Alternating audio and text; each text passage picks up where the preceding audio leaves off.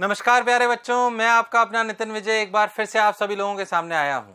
बहुत छोटा सा वीडियो, अच्छा वीडियो, पर जो अधिकतर बच्चे मुझसे पूछते रहते हैं उस पर आज मैंने वीडियो बनाया है। बहुत सिंपल सी भाषा में बनाऊंगा, कोई इधर उधर की बात नहीं करूंगा। छोटा सा वीडियो है। क्या है सर आज का टॉपिक? आज का टॉपिक जैसे कि आपको दिखाई भी दे रहा होगा, क्या मुझे ड्रॉप लेना चाहिए? क्या मुझे ड्रॉप लेना चाहिए? कई लोग सोच रहे हैं कौन सी ड्रॉप है। ड्रॉप लेने का मतलब क्या मुझे 12वीं के बाद कॉम्पिटिटिव एग्जामिनेशन की तैयारी करनी चाहिए? क्या मुझे जेईई मेन, नीट या आईआईटी जेईई एडवांस की तैयारी करनी चाहिए? ये शंका शायद कई बच्चों के मन में रहती है, जो अभी तक भी चलती है और हर समय रहती है। पहली बात, मैं प्रश्नों के माध्यम से आपको उत्तर दूंगा। छोटा सा वीडियो, ध्यान से सुनिए, कोई खास बात नहीं है, पर आपके फायदे की जरूर बात है, इसमें कोई शक वाली बात नहीं है। अच्छा सर, क्या मुझे ड्रॉप लेना चाहिए? सही शब्दों में सुनिए, हां, आपको ड्रॉप लेना चाहिए। हो सकता है आपको समझाने वाले एक साल क्यों खराब करें। मैं आपके सामने खुद एक एग्जांपल हूं। मैंने खुद ने ड्रॉप लिया था 13th में जाकर, हम उसे 13th कहते हैं जो 12th के बाद तैयारी करते हैं। मैंने खुद ने ड्रॉप लिया था और मेरे से अगर कोई पूछता है कि मेरे जीवन का कौन से ऐसे वाइजेस्ट डिसीजन में से एक है जो मैंने लिया, तो मैं कहता हूं कि मैंने ड्रॉप लेने का जो डिसीजन लिया वो मेरे सबसे महत्वपूर्ण डिसीजन में से एक था। क्या मुझे उसका फायदा हुआ? हां, बिल्कुल हुआ।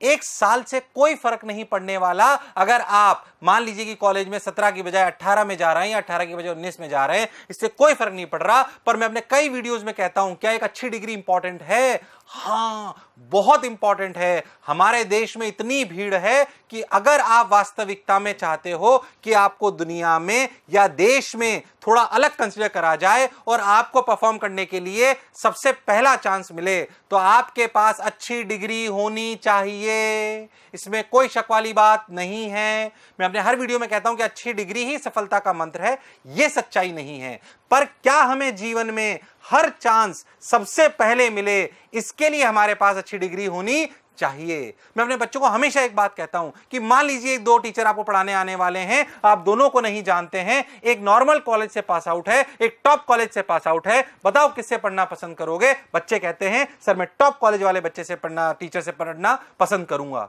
क्या जब आपने ही चांस नहीं दिया, क्या एक एवरेज कॉलेज वाला बच्चा अच्छा नहीं पढ़ा सकता? क्या वो अच्छा परफॉर्म नहीं कर सकता? बिल्कुल कर सकता है। मैं ऐसे बहुत लोगों को जानता हूं जो बहुत अच्छा परफॉर्म करते हैं, पर क्या उन्हें पहला चांस मिला? सोचिए, जिसके जो टॉप कॉलेज से था, अगर वो पहली बार में ही अच्छा परफॉर्म कर गया, तो क्या आप दूसरे वाले को चांस नहीं दोगे? इसलिए अच्छी डिग्री इंपॉर्टेंट है, इसीलिए हमें ड्रॉप भी लेना चाहिए। विश्वास मानो, ये एक साल आपको तब अखरेगा जब आपको अगले साल उसी कॉलेज में जाना पड़े जिस कॉलेज में आप इस साल जा सकते थे। मतलब जिस कॉलेज में आप 12th के साथ जा सकते थे, वही कॉलेज में आपको जाना पड़े 13th के बाद, तो आपको जरूर ये खलेगा एक ईयर। पर मैं जानता हूं कि अगर आपने पूरी शिद्दत के साथ मेहनत कर ली तो ऐसी नौबत नहीं आएगी, बल्कि एक साल आपके आगे आने वाले 4 या 5 साल के संघर्ष को आज ही पूरा कर देगा। अगर टॉप कॉलेज से निकले तो टॉप कंपनी उठाएगी, टॉप पोजीशन पे उठाएगी, अच्छे पैकेज पे उठाएगी। जो आप अपना सफर जब नॉर्मल कॉलेज से पास करके कहीं जॉब करते या अपनी कुछ प्रैक्टिस चालू करते या कुछ भी करते, चाहे आप इंजीनियर बन रहे हो, डॉक्टर बन रहे हो, तो जो आप 4 साल में तय करते वो आप पहले ही तय कर चुके होंगे। इसलिए हमें ड्रॉप लेना चाहिए। पहली बात, क्या ड्रॉप लेना चाहिए? पक्का लेना चाहिए। यह सबसे समझदारी भरा डिसीजन है। एक साल जरूर लगेगा, मेहनत जरूर लगेगी। हां, मैं किस बच्चे को कहता हूं कि ड्रॉप नहीं लेना चाहिए? जो बच्चा कहता है सर मैं तो थक गया पढ़ के, मैं तो नहीं पढ़ सकता। अब अगर आपने ठान लिया कि मैं नहीं पढ़ सकता तो ड्रॉप मत लीजिए, पर आप चाहते हो कि मेरे पास अच्छी डिग्री हो और मैं मेहनत करने के लिए तैयार हूं, तो पक्के से ड्रॉप लीजिए। आपको सिर्फ एक ही केस में ड्रॉप नहीं लेना है, जब मन यह कह रहा है कि मैं पढ़ ही नहीं सकता, मतलब आपने गिव अप कर दिया है। और गिव अप वालों के लिए तो वैसे भी कोई बात नहीं है, पर आपका मन कहता है मैं मेहनत कर सकता हूं अगर मेरे को सक्सेसफुल बनना है, तो फिर आपको ड्रॉप लेना चाहिए। तो हमारा पहला प्रश्न, क्या मुझे ड्रॉप लेना चाहिए? बिल्कुल लेना चाहिए। अच्छा सर, ड्रॉप तो ले लूंगा, ये बात भी मान ली, पर सर सब लोग जिन बच्चों ने 11th 12th में तैयारी करी थी वो तो 2 साल ऑलरेडी पढ़ चुके हैं सर। मैं क्या 12th तक तो मैंने सिर्फ 12th की ही तैयारी करी थी बोर्ड की, क्या सर मैं एक साल में वास्तविकता में पूरा 11th 12th का सिलेबस कवर कर पाऊंगा और क्या मैं सिलेक्ट हो पाऊंगा? बिल्कुल हो पाओगे। पहली बात ये मान लीजिए 11th 12th आप पढ़ चुके हो, जितना समय आपको 11th के चैप्टर पढ़ने में लगा, जितना 12th में लगा उतना 13 में नहीं लगेगा। मान लीजिए जब हम 12th में पढ़ाते हैं तो बच्चों को जब पहली बार डाइलेक्ट्रिक कांस्टेंट बोलते हैं तो उसने पहली बार सुना होता है, तो उसको एब्जॉर्ब करने में टाइम लगता है। आप जो 12th पास हो उनको ये सारी टर्मिनोलॉजी पहले से याद है, डरिए मत। आपको उसकी एप्लीकेशन सीखनी है। क्या 12th में आप सभी लोग जो मुझे सुन रहे हो उनकी अच्छी परसेंटेज आ रही होगी, आई होगी? तो अगर आप ये परसेंटेज सीखे तो आपको बेसिक ज्ञान तो आता है। बेसिक ज्ञान मतलब टर्मिनोलॉजी आती है, डायरेक्ट्रिक कांस्टेंट किसको कहते हैं, वेक्टर्स किसको कहते हैं, कोऑर्डिनेट की बेसिक चीजें क्या हैं, बोला है कि नहीं, बेसिक इंटीग्रेशन है कि नहीं है।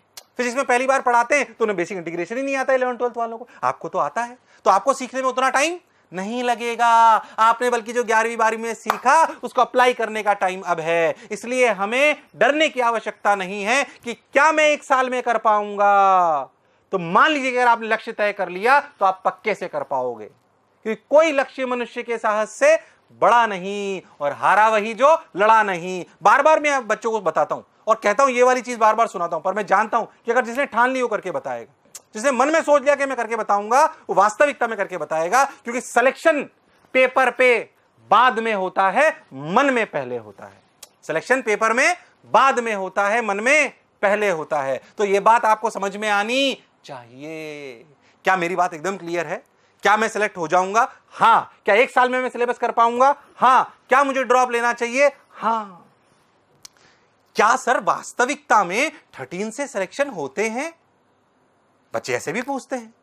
बहुत होते हैं। मैं आपको एक बात बताऊं, वास्तविकता में अगर मैं कोटा की बात कर लूं आपसे, तो कोटा में number of selection 12th pass students के ज्यादा होते हैं। 12th पास स्टूडेंट्स के ज्यादा होते हैं, ये मान के चलिए 110%।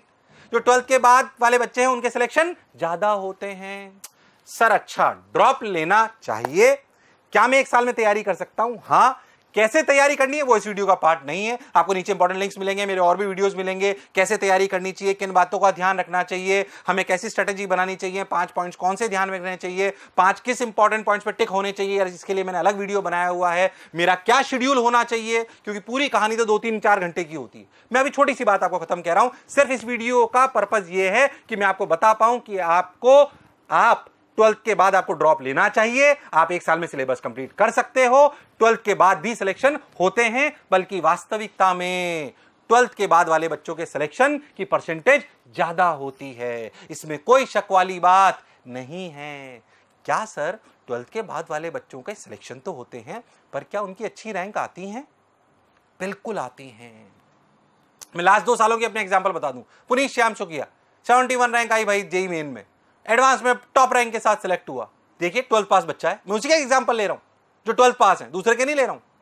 ये जे एडवांस जेईई मेन शानदार एकदम। पिछली बार नितिन गुप्ता फिजिक्स में 120 में से 120 कंप्लीट अगेन। अपने 12th पास बच्चा पूरे में से पूरे, सोचो आप, फिजिक्स में पूरे में से पूरे नंबर आए उस बच्चे के। 331 नंबर आए थे उसके 360 में से 331। सोचो आप, बोलो क्लियर है एकदम मेरी बात? तो क्या 12th वाले बच्चे अच्छी रैंक ला सकते हैं? हाँ ला सकते हैं। क्या सर नीट में भी ला सकते हैं? हाँ। हमारा एक और एग्जांपल देखो, अदीला नाज, बिल्कुल देखो शानदार। नॉर्मल बच्चे जिसके पिताजी उसको शायद कोटा पढ़ने के लिए भी नहीं भेज रहे थे, हमने उनसे रिक्वेस्ट करा और वो बच्ची आई। आप सोचो उसके नंबर आए थे नीट में 655। क्या सिलेक्शन होते? मैं आपको कह रहा हूं ज्यादा होते 12th से ज्यादा में। क्या मैं 1 साल में सिलेबस खत्म कर सकता हूं? हाँ मैं कर सकता हूं।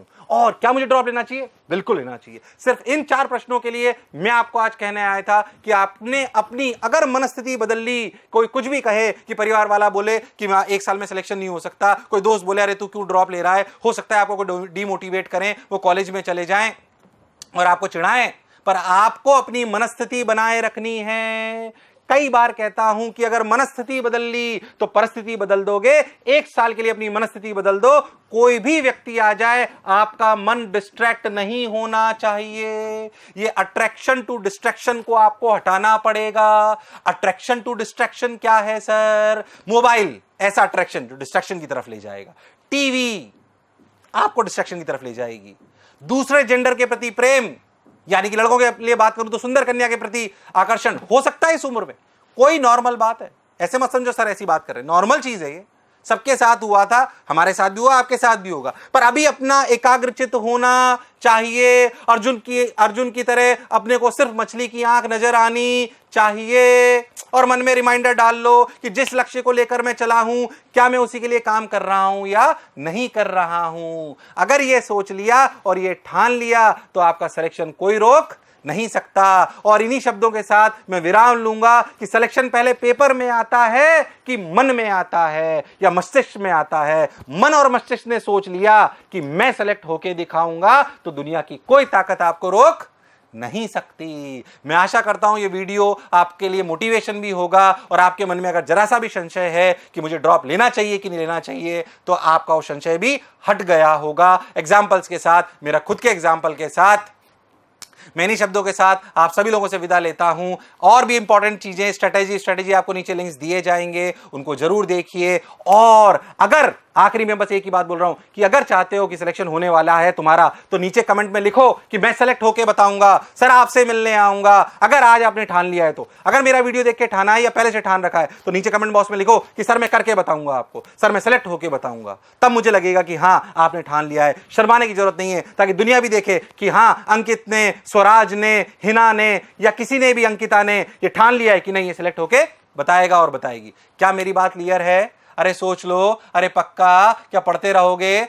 चलो विदा लेता हूं आप सभी लोगों से। फिर से हम ही सब लोगों के साथ इतना प्रेम बनाने रखने के लिए बहुत बहुत धन्यवाद। YouTube पे भी जो आप इतना प्रेम दे रहे हैं उसके लिए बहुत बहुत धन्यवाद। इस वीडियो के माध्यम से इतना ही और कहूँगा कि हमारे हिंदी मीडियम का भी एक चैनल हमने चालू करा है। हिंदी मीडियम के बच्चे तैयारी कर रहे हैं, उनके लिए कोविड में हमने फ्री लेक्चर्स डिलीवर कर रहे हैं, आप उन्हें जरूर देख सकते हैं। आप भी अगर कोई इंग्लिश मीडियम वाले और हिंदी माध्यम का कोई गरीब बच्चा है तो उनके लिए हमने सेवा चालू कर रखी है, जरूर उसका लाभ उठाएं। मुझे सुनने के लिए बहुत बहुत धन्यवाद।